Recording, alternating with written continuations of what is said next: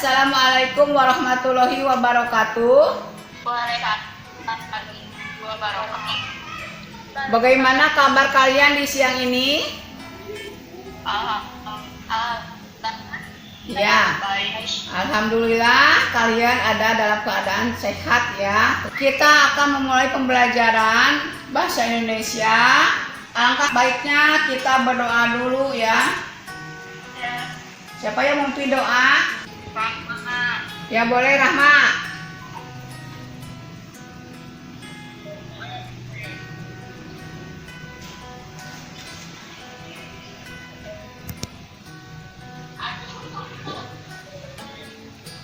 Ya, terima kasih untuk Rahma yang telah memimpin doa.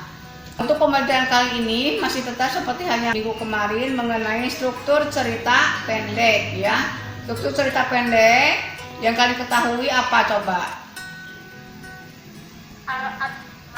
Ya. Orientasi. Ya. Komplikasi. Ya. Evaluasi, resolusi, koda. Ya. Nah, itu struktur lengkap dari suatu cerita pendek yang kita bahas nanti cukup 5 saja. Karena dalam cerita pendek itu strukturnya kan ada yang bersifat opsional seperti hanya abstrak dan koda ya. Jadi yang kita bahas mengenai struktur 5 dari 6 struktur cerita pendek. Yang pertama abstrak, 2 orientasi, 3 komplikasi, 4 evaluasi, dan kelima resolusi. Selanjutnya untuk mengukur kemampuan kalian mengenai cerita pendek ini ya, struktur cerita pendek terutamanya, silakan kalian membuka Google Classroom untuk mengerjakan tesnya. Siap kalian? Ya, terima kasih. Baik, silakan kalian dibuka bahan ajarnya, juga LKPD-nya yang sudah Ibu share ya. Sudah dibaca? Sudah. Ya, mengenai apa? Judulnya tentang cerpen apa?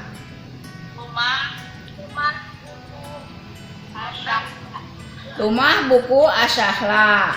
Nah, dari cerita pendek Rumah Buku Asyahla, silakan kalian pelajari, pahami, diskusikan dengan temannya mengenai struktur cerita pendek yang telah dibahas tadi itu. Setelah kalian berdiskusi, sekarang silakan paparkan hasil diskusinya mengenai struktur cerita pendek. Silakan, siapa yang mau mencoba menyampaikan? Atau inti cerita yang akan dikembangkan pengarang menjadi rangkaian peristiwa yang dialami tokoh. Ya. Cerpen ini bersifat personal, artinya sebuah teks cerpen bisa saja tidak melalui tahapan ini. Ya. Orientasi merupakan bagian tentang luas dalam sebuah cerita balik pengenalan sifat tokoh, kata cerita maupun alur cerita. Sekarang hubungkan kartu-kartu yang ada di struktur cerita pendek itu ke dalam cerita pendek yang telah kalian baca tadi. Silakan, siapa yang mau mencoba? Kalian melewati hari-hari bersama ibu dan anaknya. Hidup tanpa seorang ayah tak membuatnya kehilangan semangat. Meskipun dalam kondisi ekonomi yang kurang memadai, Rian yang masih berusia 10 tahun terbilang cukup belia untuk menghadapi kehidupan yang begitu keras. Itu termasuk Alhamdulillah pembelajaran sudah usai ya. Semoga materi yang telah Ibu sampaikan tadi bermanfaat bagi kalian. Nah, sebelum menutup pembelajaran, Ibu akan mengadakan refleksi dulu ya. Silakan yang mau mencoba menyampaikan pendapat, menyimpulkan dari materi yang telah dibahas tadi. Silakan, mau siapa? Rahma? komplikasi kemudian yang memuat publik. Dalam cerita komplikasi atau konflik dapat terdiri dari satu atau berbagai konflik yang akhirnya mengarah pada klimaks. Ya. Deevaluasi merupakan penurunan konflik terjadi diarahkan pada pecahan masalah mulai tanpa penyelesaiannya. Ya, bagus. Yang salah akan mengungkapkan solusi dari berbagai konflik yang dialami tokoh. Ya, selanjutnya Ibu akan memberikan penugasan bagi kalian untuk mempelajari materi mengenai menulis cerita pendek ya.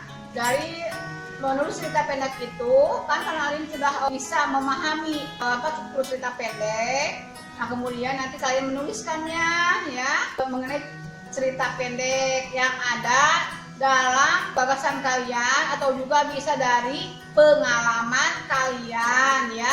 Apakah pengalaman yang menyenangkan atau mungkin juga ada pengalaman yang menyedihkan seperti itu ya.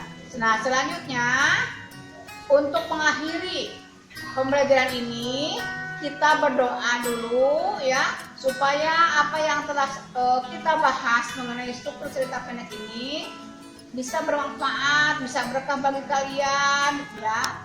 Demikian. Silakan siapa yang mau memimpin doa?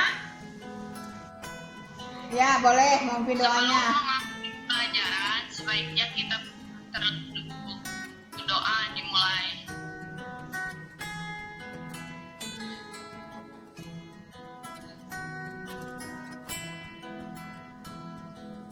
Ya, berdoa selesai ya. Terima kasih untuk Seteani yang memimpin doa ya. Nah, demikian pembelajaran kali ini Ibu akhiri. Wassalamualaikum warahmatullahi wabarakatuh. Terima kasih untuk semuanya. Bye bye.